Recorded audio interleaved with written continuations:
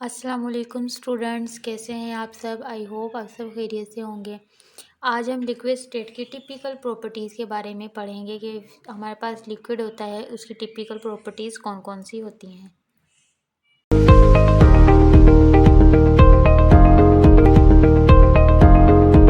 अच्छा, आज जो हमने टिपिकल प्रॉपर्टीज़ ऑफ लिक्विड की पढ़नी है वो है बॉइलिंग पॉइंट। इससे पहले हम लोगों ने पढ़ा था एवापोरेशन, ठीक है, वो भी क्या थी, टिपिकल प्रॉपर्टीज़ ऑफ लिक्विड थी। और उसके बाद हमने वेपर प्रेशर पढ़ा। अब हमने आज जो प्रॉपर्टीज़ पढ़नी है वो है बॉइलिंग पॉइंट। अच्छा, बॉइलिंग पॉइंट से पहले में हम दोबारा से वेपर प्रेशर के बारे में थोड़ा सा डिस्कस करते हैं। हमने कहा था कि हमारे पास एक कंटेनर है, कंटेनर में हमारे पास क्या था, वाटर था, ठीक है। वाटर के मॉलिक्यूल्स थे, यहाँ पे हमारे पास वाटर है, इसके मॉलिक्यूल्स थे।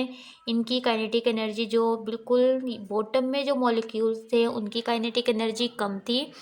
जो हमारे पास दरमियान में जो मॉलिक्यूल्स थे उनकी काइनेटिक एनर्जी क्या थी, एवरेज थी। और जो बिल्कुल अपर पे जो मॉलिक्यूल्स थे उनकी काइनेटिक एनर्जी क्या थी, ज़्यादा थी। फिर क्या, जब हमने उसे हीट प्रोवाइड की थी, हीट प्रोवाइड करने से क्या हुआ था, हमारे पास वेपर्स प्रोड्यूस हो रहे थे। वेपर्स प्रोड्यूस होकर क्या हो रहे थे, हमने फिर उस वाले बर्तन को किसी चीज़ से ढक दिया था। ढकने के बाद क्या हुआ, जो वेपर्स प्रोड्यूस हो रहे थे वो उस ढक्कन से टकराने के बाद वापस लिक्विड के पास आ रहे थे, ठीक है, कंडेंस हो रहे थे और वापस लिक्विड के पास आ रहे थे। और यहाँ पे एक प्रेशर प्रोड्यूस हो रहा था जिसे हमने नाम क्या दिया था, वेपर प्रेशर का हमने उसे नाम दिया था। अब यहाँ पे बॉइलिंग पॉइंट क्या होता है, देखिए, जब वेपर प्रोड्यूस होते हैं, एक तो यहाँ पे वेपर प्रेशर था, ठीक है, वेपर प्रेशर होता है। जब अगर हम इस ढक्कन को उठाएंगे तो यहाँ पे जो ये मॉलिक्यूल जब हमारे पास एयर में जाएंगे तो जो एयर होती है बाहर की, जो हमारे पास एयर होती है, इसका भी क्या होता है, एक प्रेशर होता है जिसे हम नाम क्या देते हैं, एटमॉस्फेरिक प्रेशर, ठीक है, उसका भी एक प्रेशर होता है। बॉइलिंग पॉइंट क्या होता है, जब वो टेम्परेचर जिस पे वेपर प्रेशर, ठीक है, लिक्विड का वेपर प्रेशर बिकम इक्वल, बराबर हो जाता है एटमॉस्फेरिक प्रेशर के, जो हमारे एटमॉस्फेयर का प्रेशर है उसके बराबर हो जाता है, उसे हम नाम क्या देते हैं, बॉइलिंग पॉइंट ऑफ लिक्विड, ठीक है। वो टेम्परेचर जिस पे जो कि वेपर प्रेशर का जो ये प्रेशर था और एटमॉस्फेरिक प्रेशर जो हमारे एटमॉस्फेयर का प्रेशर है, दोनों इक्वल हो जाते हैं, उसे हम नाम क्या देते हैं, उसे हम नाम देते हैं बॉइलिंग पॉइंट का। जब हम लिक्विड को हीट करना स्टार्ट करते हैं तो उसमें क्या होता है, उसमें बबल्स बनना स्टार्ट हो जाते हैं और जो क्या करते हैं, वॉल्यूम्स को प्रोड्यूस करते हैं। ये बबल्स क्या होते हैं, एक तो लाइटर होते हैं, ठीक है, लाइटर वेट होते हैं। और इसमें प्रेशर, ये वो वेपर प्रेशर कंटेन करते हैं, इनके पास वेपर प्रेशर होता है। तो ये क्या करते हैं, ये सरफेस के ऊपर जाते हैं, सरफेस के ऊपर जाते हैं और ब्रस्ट होते हैं, मतलब ये कि फटते हैं। तो ये क्या है, vapour pressure in bubble is equal to the atmospheric pressure. जब ये ऊपर जाते हैं, सरफेस पे जाते हैं, तो क्या होता है, वेपर प्रेशर इक्वल हो जाता है एटमॉस्फेरिक प्रेशर के। All bubbles containing vapors will rise to the surface of the liquid and burst into the air। ये बबल्स क्या होते हैं, इनके पास वेपर्स प्रेशर होता है। जब ये ऊपर जाते हैं सरफेस में, लिक्विड के सरफेस पे जाते हैं तो ये ब्रस्ट करते हैं और एयर में जाते हैं, ठीक है। और वाटर क्या होता है, बॉयल होना स्टार्ट होता है। और जो वाटर की बॉइलिंग पॉइंट होता है वो डिफरेंट होता रहता है विद द एटमॉस्फेरिक प्रेशर। जैसे एटमॉस्फेरिक प्रेशर चेंज होगा तो क्या होगा, बॉइलिंग पॉइंट भी क्या होगा, चेंज हो जाता है, ठीक है। उसके बाद यहाँ पे हम नेक्स्ट प्रॉपर्टी जो पढ़ेंगे वो है फ्रीजिंग पॉइंट। नेक्स्ट जो प्रॉपर्टी है दिस इज फ्रीजिंग पॉइंट। देखिए, फ्रीजिंग पॉइंट क्या होता है, हमारे पास जो भी लिक्विड रहता है कंटेनर में, हमारे पास ये लिक्विड है, इसमें लिक्विड के मॉलिक्यूल्स हैं, ठीक है, ये हमारे पास लिक्विड है, H2A है। जब हम इसे कूलिंग करना स्टार्ट करते हैं, ठीक है, कूलिंग कूलिंग करना स्टार्ट करते हैं तो क्या होता है, इसका जो वेपर होता है, वो वेपर प्रेशर होता है, वो सॉलिड का जो वेपर प्रेशर होता है इसके बराबर हो जाता है। जब हम उसे कूल करना, वाटर को कूल करना स्टार्ट करते हैं, हमें पता है कि जो वाटर होता है उसके मॉलिक्यूल्स भी क्या होते हैं, रैंडम मोशन करते हैं और इनमें काइनेटिक एनर्जी होती है, ठीक है। जब हम उसे कूलिंग स्टार्ट करेंगे, वाटर को कूलिंग देना स्टार्ट करेंगे तो उसकी काइनेटिक एनर्जी क्या होगी, कम हो जाएगी। इंटरमॉलिक्यूलर स्पेसिस भी क्या होंगी, कम हो जाएंगी, स्ट्रॉन्ग हो जाएंगी, ठीक है। इंटरमॉलिक्यूलर स्पेसिस जो हैं वो कम हो जाएंगे, इंटरमॉलिक्यूलर फोर्सेस क्या होंगी, स्ट्रॉन्ग हो जाएंगी।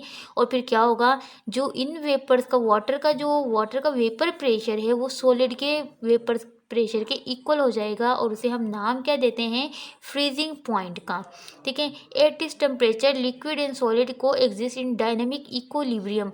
और इस प्रेशर पे, इस टेम्परेचर पे क्या होते हैं, लिक्विड और सॉलिड क्या होते हैं, डायनेमिक इक्विलिब्रियम पर होते हैं। मतलब हमारे पास जो लिक्विड होता है उसका वेपर प्रेशर और सॉलिड के जो वेपर प्रेशर होता है दोनों का इक्वल हो जाता है। दिस इज का डायनामिक इक्विलिब्रियम और हमें ये होता है इसका डायनामिक इक्विलिब्रियम।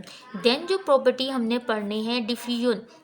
यस, मिक्सिंग होती है मॉलिक्यूल्स की और वो क्या बनाते हैं, एक होमोजीनियस मिक्सचर बना देते हैं, मतलब एक दूसरे में मर्ज हो जाते हैं। This is called diffusion. ठीक है। और यहाँ पे देखिए कि एग्जाम्पल में भी इन्होंने यही बताया है, एक आपके पास लिक्विड लिया है इन्होंने एक बीकर में, उसके बाद उन्होंने 2 ड्रॉप जो हैं इंक के डाले हैं। यहाँ पे देखें अब ये क्या हो रहा है, इन्होंने ये भी क्या है, आपके पास लिक्विड है और इसके अंदर भी लिक्विड है। अब क्या हुआ कि ये वाटर जो इंक था इसमें आहिस्ता आहिस्ता इसमें क्या हुआ, स्पॉन्टेनियस मिक्सिंग होना स्टार्ट हो गई मॉलिक्यूल्स की रेंडमली। ठीक है, कोई तरतीब नहीं है, रेंडमली मिक्सिंग हुई। और यहाँ पे क्या होगा, फिर ये जो इंक के सारे मॉलिक्यूल्स है ये क्या होंगे, लिक्विड के सारे मॉलिक्यूल्स में होमोजीनियस मिक्सिंग हो जाएंगे। मतलब एक होमोजीनियस मिक्सर का हम नहीं आइडेंटिफाई कर सकेंगे कि इसमें कितना वाटर है और कितनी इंक है, मतलब एक होमोजीनियस मिक्सचर बन जाएगा। This is called diffusion. And last property of liquid is mobility. Mobility का मतलब हमें पता है कि हमारे पास क्या होता है, मूवमेंट होती है। ठीक है, मॉलिक्यूल्स की क्या होती है, मूवमेंट होती है। जैसा कि हमने पढ़ा था कि जो गैसेस के मॉलिक्यूल्स होते हैं वो भी क्या करते हैं, मूव कर रहे होते हैं, रैंडम मूव कर रहे होते हैं। सेम इसी तरह से जो लिक्विड के मॉलिक्यूल्स होते हैं ना, वो भी उनके पास भी एबिलिटी होती है मूव करने की। ठीक है, वो भी क्या करते हैं, फ्री मूव करते हैं, उनमें भी क्या होती है, रैंडम मोशन होती है। हमने पढ़ा है कि इसका कोई प्रॉपर शेप नहीं होती लेकिन इसका प्रॉपर वॉल्यूम होता है। Due to this reason liquid can flow. Shape ना होने की वजह से ये क्या करता है, मतलब रैंडमली मूवमेंट करता रहता है। ये थी मोबिलिटी की प्रॉपर्टीज़। एंड जो लास्ट प्रॉपर्टी है दिस इज डेंसिटी। डेंसिटी का हमने पढ़ा था कि डेंसिटी हमारे पास क्या होती है, मेस पर वॉल्यूम। ठीक है, अगर हमारे पास मेस और वॉल्यूम होगा तो हम उसकी डेंसिटी कैलकुलेट कर सकते हैं। तो यहाँ पे भी यही बताया है, the density of the liquid is defined as mass per unit volume. अच्छा, लिक्विड की जो डेंसिटी होती है हम मेस ओवर वॉल्यूम से कैलकुलेट करते रहते हैं। Liquid can denser than gases. Liquid क्या होते हैं, डेंसर होते हैं, मतलब गाढ़े होते हैं अगर हम कंपेयर करते हैं गैसेस से।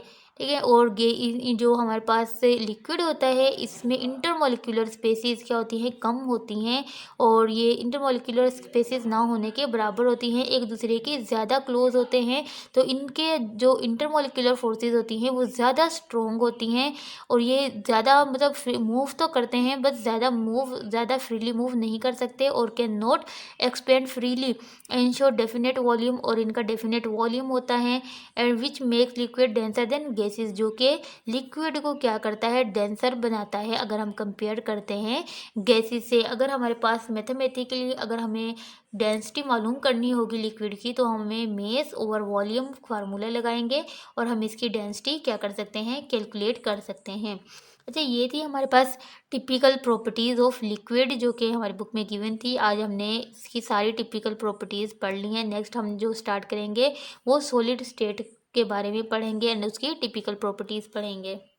आई होप आपको ये वीडियो समझ आ गई होगी। अगर इससे रिलेटेड कोई क्वेश्चन है तो आप मुझे कमेंट्स बॉक्स में कमेंट करके पूछ सकते हैं। अगर आपको मेरी वीडियो अच्छी लगी है तो मेरी वीडियो को लाइक करें और अगर मेरे चैनल पर न्यू है तो मेरे चैनल को सब्सक्राइब करें ताकि आपको आने वाली हर नई वीडियो का नोटिफिकेशन मिल सके।